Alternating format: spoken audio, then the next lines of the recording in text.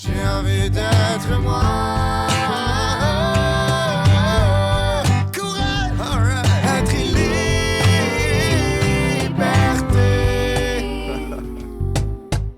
Bienvenue au balado Être et liberté, un balado financé par les fonds de recherche du Québec qui aborde différentes thématiques dont le développement identitaire, l'authenticité, la résilience et la psychologie positive. Toutes des thématiques qui nous aident à nous inspirer à être nous-mêmes et à nous développer à notre plein potentiel. Donc, moi, je suis Sophie Labossière, je suis candidate au doctorat à l'Université de Sherbrooke en psychoéducation. Puis aujourd'hui, j'ai la chance de discuter avec Chloé Lanteigne de son expérience en tant qu'ancienne étudiante athlète au cégep, puis son expérience maintenant post-compétition, post-retraite sportive. Donc, sans plus tarder, je t'invite à te présenter. Merci Sophie de me recevoir. C'est ça, je m'appelle Chloé Lanteigne, j'ai 25 ans, j'étudie au bac en travail social. Précédemment, j'ai complété le bac en psychologie et actuellement, je suis intervenante dans une maison d'hébergement pour femmes qui ont vécu de la violence. Mais c'est ça, moi, je viens de parler de mon expérience de joueuse de basket. J'ai joué à partir de 8 ans jusqu'à ce que j'aille 20 ans, donc 12 ans de basket. C'est pour ça que je parle un peu d'une retraite. Ça a vraiment occupé comme toute ma vie, toute ma jeunesse. Puis ça a été assez difficile de terminer cette période de ma vie-là. Donc, je viens m'ouvrir là-dessus un petit peu. On est très chanceux de t'avoir. Merci beaucoup de prendre le temps. Justement, tu as parlé de 2 périodes importantes. Tu sais, ta période quand tu étais étudiante athlète, que tu faisais du basket, puis la période après. Je ne sais pas si tu veux nous parler un petit peu des défis, autant pendant cette période-là qu'après, que tu as pu rencontrer. Oui, bien, c'est sûr, pendant la période, pendant mes années de basket, j'ai joué sport élite. Vraiment toute ma vie, même en partie de mini-basket. J'étais dans les meilleures équipes, pardon. Puis, on s'entraînait tout le temps. Fin de semaine, à chaque fois qu'on joue au basket, c'était vraiment intense. Donc, rapidement, il y a beaucoup de pression qui a été mise sur mes épaules et que je me suis mise moi-même. Je pense qu'en compétition, n'importe quel sport, tout athlète se met déjà de la pression.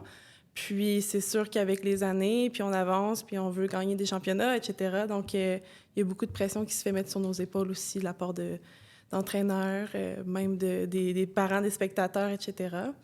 Donc, ça a été un des défis que j'ai fait face.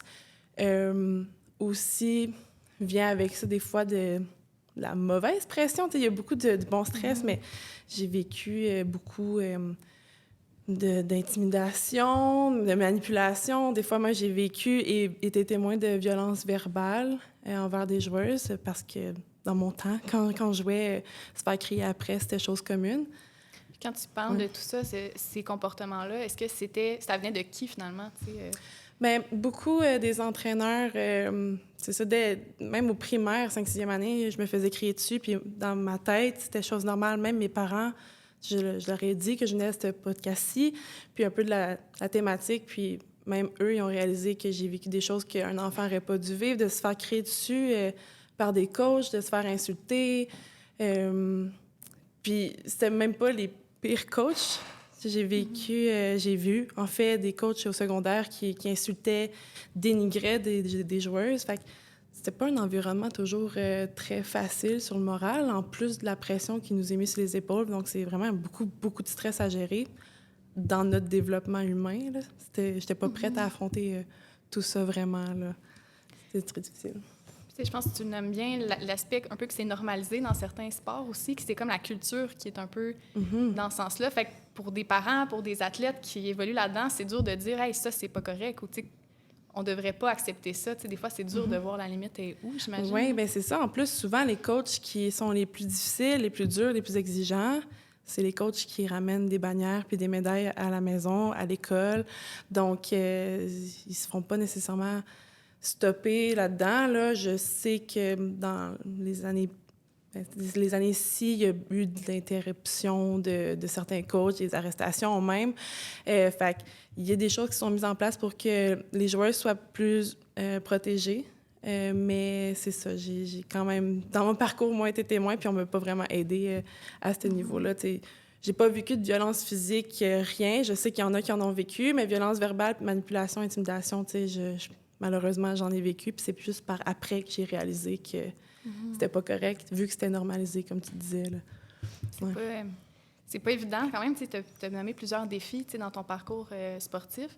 Est-ce qu'il y a des stratégies que tu as employées pour faire face à ces défis-là?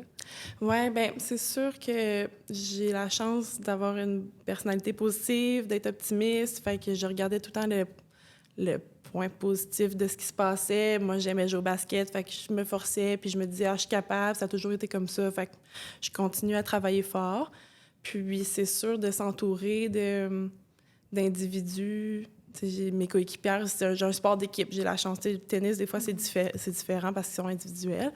Mais être en équipe, d'avoir des bonnes coéquipières, de partager avec elles des expériences que seuls nous vivons, ça l'a aidé. Mes parents ont toujours été là aussi pour moi, bien entendu, là. Fait que j'avais la chance d'avoir un bon environnement, des bonnes ressources. Mais c'est d'aller chercher, pour ceux qui n'en ont pas, d'aller chercher un peu ces ressources-là ou savoir à qui parler. Parce que c'est difficile de faire ça par soi-même, là. Quand tu réalises même pas que tu vis des affaires difficiles, c'est tough de s'en sortir, entre guillemets, là. Ben oui, j'imagine. Puis justement, tu sais, dans cette dynamique-là d'équipe avec les coéquipières, est-ce que c'était ouvert comme sujet? Est-ce que vous pouviez vous confier par rapport à ce que vous viviez? Bien, vu que tout était normal pour nous de se faire un peu crier dessus, on avait tous vécu des affaires très difficiles, certaines plus que d'autres. Moi, je suis quand même chanceuse, très chanceuse, en fait, que j'ai pas vécu plus d'horreur, là, mais quand on pouvait discuter avant les pratiques, ou on s'en parlait un peu, mais on pouvait même pas savoir à quoi on faisait face. Puis après avoir quitté le basket, moi, j'ai entendu des histoires que peut-être que j'ai des coéquipières qui ont été victimes d'atrocités. Donc, on n'a même pas eu l'ouverture puis la proximité de s'en parler parce que c'était un peu mis en dessous du tapis. On n'en parlait pas. Il n'y avait pas beaucoup de dénonciations jusqu'à temps que les MeToo arrivent puis éventuellement, il y a des dénonciations au niveau du basket du Québec. Mais c'est ça, malheureusement, j'ai même pas pu porter assistance à certaines filles qui peut-être auraient eu besoin d'aide. Fait que ça m'attriste pas mal, là. Ouais. De dévoiler ça peut... il peut y avoir plusieurs limites au dévoilement aussi de différentes difficultés, dont le fait de subir de la violence comme ça. Dans le sport, souvent, on voit les athlètes comme des gens qui sont forts, qui sont fortes, qui doivent pas montrer de faiblesse. Fait que peut-être, en tant que joueuse, là, j'imagine, ça peut être difficile de montrer cette vulnérabilité-là, les expériences difficiles qu'on a vécues. S'ouvrir à des coéquipières, ça dépend des équipes et du niveau de compétition, mais des fois, la cohésion n'est pas tout à fait présente ou on se sent en compétition face à nos coéquipières pour même jouer les parties. Oui. Bien, c'est vraiment ça. Puis, tu sais, dans la manipulation puis la pression que j'ai vécue de certains entraîneurs, il y en avait des fois que c'était tellement exigeant qu'on se mettait un peu en compétition l'une l'autre. Fait que de vouloir t'ouvrir avec des personnes qui elles aussi, tu sais, je vis de l'anxiété, de la pression, elles aussi en envie. Est-ce qu'on en parle ou on garde ça pour soi? Des fois, c'est le choix de garder ça pour soi qui est plus facile, en fait, là. Ouais. Puis si, maintenant, on va un peu plus du côté après ou la période là, de la retraite, puis maintenant, peux-tu nous parler un petit peu de ton expérience, puis peut-être les défis que tu as pu rencontrer aussi? Bien, en fait, je m'attendais pas à ça, mais en quittant le basket, c'était vraiment beaucoup de pertes, pertes identitaires, pertes de mon réseau social, pertes de certains avantages, perte de confiance en soi. Fait que, au niveau de la perte identitaire, moi, j'étais toujours Chloé Lantaigne, étudiante athlète. C'était mon titre, c'était ma job, c'était toujours basket, là. C'était ça que je faisais depuis toujours. Puis là, après ça, j'ai quitté mon cégep, j'ai quitté le basket, puis je me suis retrouvée à l'Université de Montréal où personne me connaît. J'ai plus les avantages d'être étudiante athlète, je fais plus les voyages, je fais plus m'entraîner, je fais plus rien, là. OK, je suis qui, moi? Je suis juste étudiante, OK. Bon, je peux le prendre, mais c'est vraiment c'était quand même un choc. Je m'attendais pas à ça. Puis, au niveau de perdre mon identité, pas identitaire, mais perdre mon estime, faire du sport 24 heures sur 24, 7 jours par semaine, ça te garde en forme, peu importe ce que tu manges. Mais là, j'ai gardé mes mauvaises habitudes alimentaires et j'ai arrêté de m'entraîner. Mon corps avait besoin d'arrêter d'entraîner, mais je me suis pas entraînée pendant 1 an, donc j'ai pris une prise de poids. Puis en plus, il y a eu la pandémie qui est arrivée, fait que j'ai pris beaucoup de poids. Puis encore à ce jour, j'ai de la misère avec mon image corporelle et tout. C'est vraiment difficile pour moi d'aller m'entraîner sans avoir un coach qui m'oblige à aller m'entraîner. C'était tout le temps l'entraînement, 6 pratiques par 5 jours la semaine, plus les games la fin de semaine, plus du cardio, plus de la musculation. C'était vraiment beaucoup d'entraînement. Mais là, maintenant, on dirait que ça m'avait comme quasiment créé une aversion à l'entraînement. J'étais plus capable de le faire par moi-même. Fait que ça, c'était assez difficile, là. C'était un chamboulement complet là, de ma vie, là.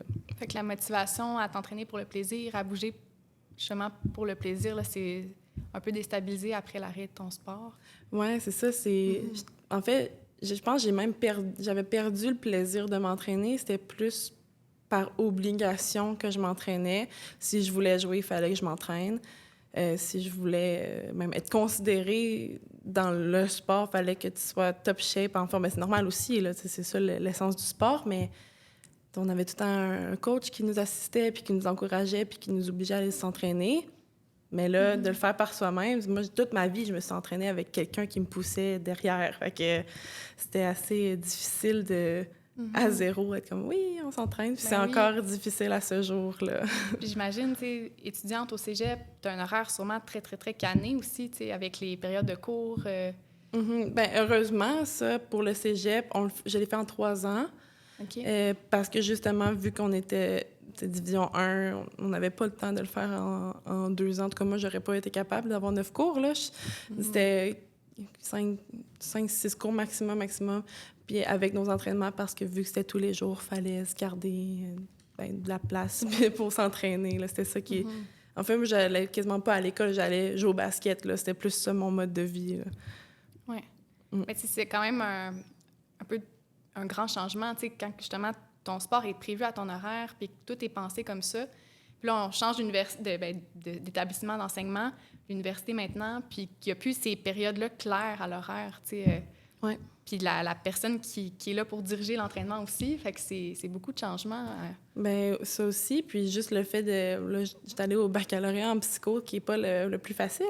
Fait que j'ai dû changer de méthode d'études plusieurs fois, là. Ça aussi, j'étudiais pour passer mes... Bien, je réussissais très bien mes cours au cégep, sans étudier à me morfondre le soir jusqu'aux heures du matin.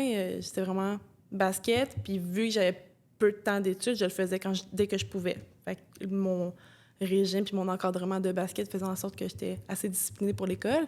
Mais là, sans le basket aussi, l'école a aussi eu de la difficulté, là. C'était très... J'ai pogné mon mur, comme je dis, en rentrant à l'université, là. C'était tough de m'organiser par moi-même, là. J'étais un peu trop libre. J'étais trop dans la vraie vie de tous les jours, que j'avais la liberté partout.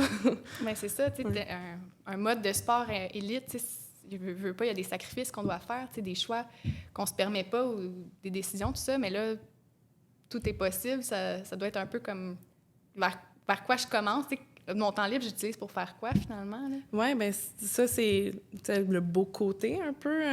C'était autant que ça pouvait être difficile, mais c'était aussi le beau côté de quitter le sport. J'ai vraiment dit à mes amis, « Wow, voici la vraie vie. » Parce que quand tu es dans le sport toute ta vie, dans le sport de compétition élite, tu vois pas exactement c'est quoi qui se passe à l'extérieur, puis ce que les autres personnes normales, entre guillemets, là, les moldus quasiment, comme si je fais référence à Harry Potter, on les appelait les moldus, là, ceux qui font pas de sport. C'est quoi qu'ils font de leur journée? Je sais pas, mais là, quand j'ai quitté le basket, ben je pouvais explorer la vie, puis faire ce que je voulais, puis me coucher tard, puis manger un peu ce que je voulais aussi. Fait que c'était autant positif que négatif. C'est ça, une période de transition importante pour toi, qui avait des avantages, des difficultés, des défis aussi. Puis je me demandais quelle stratégie, tu sais, qu'est-ce qui t'a aidé finalement à trouver ton équilibre dans tout ça? Oui, bien ça aussi, bien je suis quelqu'un qui est ouverte à la base, là, fait que j'en ai parlé beaucoup à mes amis. Mais il a aussi fallu que je me fasse mon cercle social à l'université parce que Moi, mes amies de basket, il y en a plusieurs qui sont allées aux États-Unis parce qu'elles sont super talentueuses. Fait qu'elles sont allées jouer aux États-Unis. Fait que c'est un peu longue distance de l'amitié. Puis je connaissais personne à l'Université de Montréal parce qu'il n'y a pas de basket là-bas. Donc, j'ai fait de nouveaux cercles d'amis petit à petit. Je me suis laissé la chance de rencontrer des nouvelles personnes avec qui j'avais des autres intérêts, dont la psycho, sans le nommer, mais c'est ça, d'autres nouveaux intérêts. Puis moi aussi, de me poser la question, qu'est-ce que j'aime, mis à part le basket? Qu'est-ce que j'aime faire? Donc, je me suis laissé la chance de découvrir même d'autres sports, jouer au volleyball, jouer au tennis pour le plaisir. Pendant 1 an, même pendant 2 ans, j'ai pas touché un ballon de basket après avoir arrêté. Là. C'était vraiment une grosse pause dans ma vie. Puis quand j'ai recommencé, c'était avec mes amis pour le plaisir. Puis je me suis souvenue à quel point j'aimais le basket. Fait que c'est de se laisser un peu le temps, puis d'être un peu honnête avec soi-même, puis de se laisser la chance de découvrir des nouvelles passions. Là. Puis aussi, excuse-moi, je viens de me souvenir que j'aime aussi beaucoup l'art, puis c'est quelque chose dont j'exploitais peu. Là. Fait que maintenant, je peux aller voir des expositions au musée, des pièces de théâtre, dessiner, colorier, peinturer, écrire, peu importe. Quand j'ai goût de faire quelque chose, ben j'essaie de me trouver des nouvelles façons de m'exprimer. Parce qu'avant, c'était vraiment juste le basketball. C'était vraiment juste ça là, que je faisais. Là. C'est comme la centration pour toi, puis une manière aussi de définir dans ton plan identitaire, comme on parlait tantôt. Oui, c'est ça. De trouver quelque chose pour remplacer ce gros morceau-là qui part. Oui, bien, il a fallu. Ben c'est ça, c'était tellement un gros morceau qu'il y a plein d'éléments qui peuvent remplir le vide, dans le fond, du sport que j'ai quitté. Ce qui est vraiment agréable. Tu sais. J'ai plus tout le stress ni l'anxiété que je vivais avec le basket. C'est sûr que on en vit toujours au quotidien, là, surtout quand on étudie. Mais maintenant, je suis un peu libérée. Puis je regrette en rien de mes années de basket. Je le recommencerai parce que j'ai appris beaucoup, puis ça m'a développé en tant que personne. Mais c'est ça, c'est beaucoup de positif qui s'est ajouté à ma vie maintenant. Là. Fait une transition, finalement, qui t'a amené ailleurs, mais aussi pour le mieux, finalement. Oui, c'est ça. Autant que ça peut être difficile au début, que maintenant, je suis vraiment fière de ma décision de quitter. Ouais. Si on axe un peu vers les conseils, si par exemple, est-ce que tu aurais des conseils pour des personnes qui seraient aussi étudiantes athlètes au cégep, à l'université en ce moment, ou qui s'apprêtent à faire la transition là, d'arrêter leur carrière sportive? Oui, bien, pour pendant le sport, si c'est par rapport aux choses difficiles, qui est violence, etc., bien, c'est sûr que ayant étudié dans mon domaine, je crois en la thérapie, puis l'aide, l'assistance, les services sociaux et tout. Donc, d'aller chercher de l'aide, si tu n'as pas de cercle social ou si tu sens que ton cercle social ne peut pas te soutenir vis-à-vis la difficulté que tu vis, d'aller demander de l'aide, c'est assez primordial, selon moi. Puis, il y a toujours des personnes qui sont prêtes à te donner la main. C'est juste de te permettre, toi aussi, de tendre la main pour demander de l'aide. Donc ça, c'est sûr que j'encourage fortement les gens qui vivent des difficultés à aller chercher des bonnes ressources. Puis, pour la préparation à l'arrêt du sport, bien, c'est de peut-être s'intéresser à se poser la question avant de « je suis qui, moi? Qu'est-ce que j'aime, mis à part le basket, le sport? Qu'est-ce que j'aime? Est-ce que l'art m'intéresse? Est-ce qu'un autre sport m'intéresse? Est-ce qu'un sport récréatif m'intéresse? C'est dans la compétition que tu as été dans toute ta vie. Peut-être que c'est plus le sport en tant que tel qui te tanne, mais l'aspect de compétition. Donc, peut-être de tomber dans le récréatif ou trouver un métier qui t'allume. Moi, je sais que maintenant, en travail social, bien, je suis contente d'avoir trouvé des emplois d'intervenante puis de trouver d'autres passions. Là. Fait que j'encourage vraiment de se poser ces questions-là, sont quand même essentielles, puis tu tombes un peu moins dans le vide quand tu connais déjà tes réponses.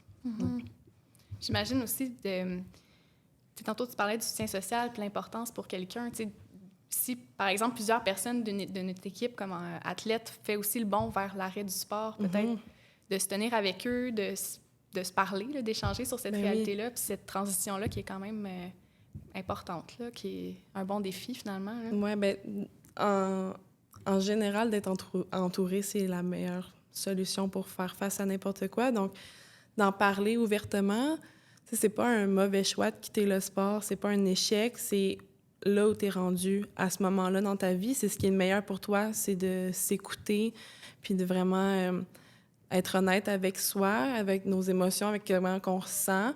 Puis il n'y a pas de mal à faire le pas vers la retraite du sport. Puis en plus, si tu as des accompagnateurs avec toi, c'est encore mieux là, de partager ce que tu ressens, ce que tu revis. Moi, justement, j'étais toute seule à quitter un peu dans ces temps-là. Mes amis sont partis jouer, ils ont continué à performer. Puis c'est par la suite, quand elles ont arrêté de jouer, que là, j'ai pu avoir une discussion un peu plus compréhensive à ce niveau-là. Là. Fait que de s'entourer puis de se faire confiance. Ouais. J'imagine aussi, tu sais, selon chacun aussi, il y a la possibilité de prévoir un peu à l'avance, des fois, cette retraite-là. Tu sais, des fois, il arrive un événement tu sais, imprévisible, comme par exemple une blessure qui entraîne une retraite qu'on n'aurait pas pu anticiper, mais des fois, on sait, par exemple, avec l'arrêt la terminaison des études, bien, on s'attend un peu plus à l'arrêt. Fait que de s'y préparer d'avance avec son réseau social, peut-être avec son équipe d'entraîneurs, entraîneuses, ça pourrait être quelque chose qui... Mais c'est sûr, tu sais, autant de finir avec une blessure, c'est hyper difficile. Là. Moi, j'ai eu ma blessure au début de mon cégep, donc j'ai pu me réhabiliter puis revenir au jeu et être correct. Puis c'est vraiment une décision que j'ai faite personnellement d'arrêter. Je savais ma dernière année que j'allais arrêter, donc j'ai pu profiter de ces derniers moments-là. Donc si c'est une décision que tu fais par toi-même, puis que tu sais que ça va être ta dernière année de sport, bien, j'encourage de vraiment profiter de chaque moment. Moi, je suis quelqu'un de nostalgique, donc c'est sûr, j'essayais de me faire chaque petit ma dernière pratique, mon dernier lancer, ma dernière game, ma dernière médaille, etc. Puis si malheureusement ça finit avec une blessure, bien, c'est pas grave c'est de se dire que c'est pas grave qu'il y ait quelque chose d'autre qui nous attend. Ça, c'est le corps qui nous a parlé.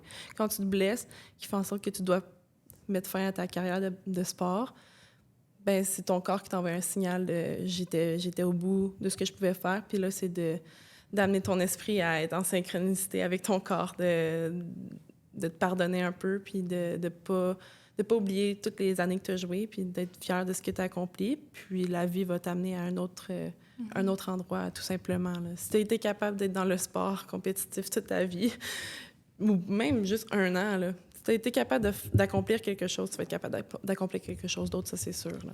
Il y aura d'autres opportunités, d'autres défis qui vont se présenter. Puis avec tout ce que le sport a entraîné, il y a des nouvelles compétences, des aptitudes qui ont été développées. Fait que sky is the limit, on pourrait dire. Oui, là, vraiment. Il y a plein de belles choses qui attendent par la suite.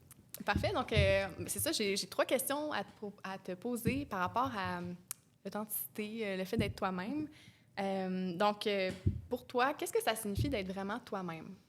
Ça peut être cliché, mais d'être transparent et honnête. Mais ça, c'est à la fois avec les autres, mais aussi avec soi-même. Je pense que pour être toi-même, il faut que tu te connaisses toi-même en personne, tu sais, comment tu es, qu'est-ce que tu aimes, c'est quoi comment tu feels, comment tu te ressens, etc., selon la situation. Donc, d'être honnête avec soi-même, de se comprendre, de ne pas hésiter à se parler puis se remettre en question. Puis de se mettre vulnérable un peu devant les autres. Je pense que si tout le monde essayait d'être un peu plus honnête, transparent et vulnérable avec les autres, je pense que le monde, en général, irait mieux. Ça serait, en fait, on serait plus capable de s'accepter les uns les autres, là, ça, c'est sûr. Ouais. Puis des fois, tu sais, d'oser partager comment que nous, on se perçoit, ou tu sais, une situation, des fois, d'avoir la vie extérieure d'une personne, ça aide à réaliser, mais mon Dieu, que je suis dure avec moi-même, ou tu sais, que j'ai peut-être des lunettes un peu biaisées là, dans la manière que je me vois évoluer ou tout ça. Fait que d'avoir un soutien. Oui, souvent, quand on exprime quelque chose qu'on ressent par rapport à nous-mêmes, puis les autres sont comme « ben non, moi, j'avais pas perçu ça, j'avais pas compris ça comme ça, j'avais pas vu ça, moi, je te vois comme telle personne. » Puis là, des fois, on peut C'est un peu l'échange de balles, qu'en discutant à propos de nous-mêmes, des autres, ben on apprend à se connaître. Puis c'est ça, des fois, ça peut faire peur, là, de prendre le temps de réfléchir puis d'être seulement avec nous-mêmes. Puis, je suis qui, mon Dieu? Je m'en vais vers où? Qu'est-ce que je veux faire? Qu'est-ce que j'aime? Mais c'est essentiel un peu pour se diriger vers notre futur, puis pas regretter par après, là. Ouais, honnêteté. Très bon conseil. Merci. Ma deuxième question en rafale. Est-ce qu'il y a des obstacles que tu as pu rencontrer là, dans cette quête-là d'être véritablement toi-même? Ben c'est sûr, je pense que dans notre société, qu'on se compare beaucoup, puis qu'il y a beaucoup de jugements, surtout avec les médias sociaux, là, ça peut être vraiment difficile de s'accepter comme on est. Fait que le jugement des autres, ça peut faire mal. Tu sais, moi, je parlais tantôt, mon image corporelle c'est quelque chose que je travaille encore. Mais c'est souvent ça, les réseaux sociaux, l'image corporelle, on n'est jamais satisfait avec soi-même. Donc ça, c'est des obstacles. Là, je parle de l'image corporelle, mais ça peut être sur tous les aspects de notre vie. Là, en fait, là, c'est le regard des autres. On veut tout le temps l'approbation. C'est un peu être ça humain, mais ça devient compliqué des fois. Ça devient triste aussi des fois, là, le regard des autres. Fait que ça peut être un mauvais obstacle, en fait. Oui, je pense que c'est un obstacle pour bien des gens, moi ça. Aussi compris. Ouais. Puis pour conclure, qu'est-ce qui t'aide à être véritablement toi-même? Ben justement, même si le regard des autres m'importe, d'essayer d'enlever du revers de la main, de me dire, ben cette personne-là aussi, elle est humaine, cette personne-là aussi fait des erreurs, puis elle n'a pas tout le temps les bonnes décisions. Fait qu'un peu de relativiser que j'ai pas la solution miracle, mais c'est ma solution pour moi-même. D'accepter que ben moi, je suis un être humain parmi tant d'autres, puis que j'ai le droit d'exister comme je le sens, puis de me respecter, de me parler. Je fais beaucoup d'introspection aussi. Puis je me pose des questions. Comment cette situation-là me fait sentir? Comment j'aimerais réagir? Ou des fois, c'est souvent par la suite. J'aurais aimé réagir comme ça cette fois-ci. Fait que la prochaine fois, je vais réagir comme je le souhaite. Fait que j'essaie de me parler pas mal. Je suis enfant unique, fait que je suis habituée de me parler à moi-même. Mais de se connaître, d'être transparent avec soi, là, je pense que c'est l'essentiel pour être soi-même, justement. Là. C'était vraiment inspirant de discuter avec toi aujourd'hui. Merci beaucoup pour ton témoignage, puis tous les conseils, les recommandations, les stratégies. Là. En tout cas, moi, je me sens très... en tout cas, c'est inspirant. Je vais partir de ça pour la suite. Puis j'espère qu'on a pu inspirer les gens qui nous écoutent. Justement, si vous nous écoutez, on aimerait que si vous pouvez, par pur hasard, venir nous suivre sur Instagram et Facebook, partager nos publications, essayer de nous aider à faire connaître ce superbe balado qui est financé, je le rappelle, par les fonds de recherche du Québec. Donc, un grand merci pour votre écoute, pour cette superbe participation. Puis on se revoit là, dans une prochaine capsule du balado « Être et liberté ». Si vous êtes témoin ou vivez des abus, du harcèlement, de la négligence ou de la violence psychologique, physique ou sexuelle en contexte sportif, l'organisme Sport Aide peut vous écouter, vous orienter et vous accompagner. Nous vous encourageons aussi à signaler toute situation de violence en contexte sportif par le biais de l'officier des plaintes ou avec le soutien de Sport Aide. Parce que la violence dans le sport, ça ne devrait pas faire partie de la game.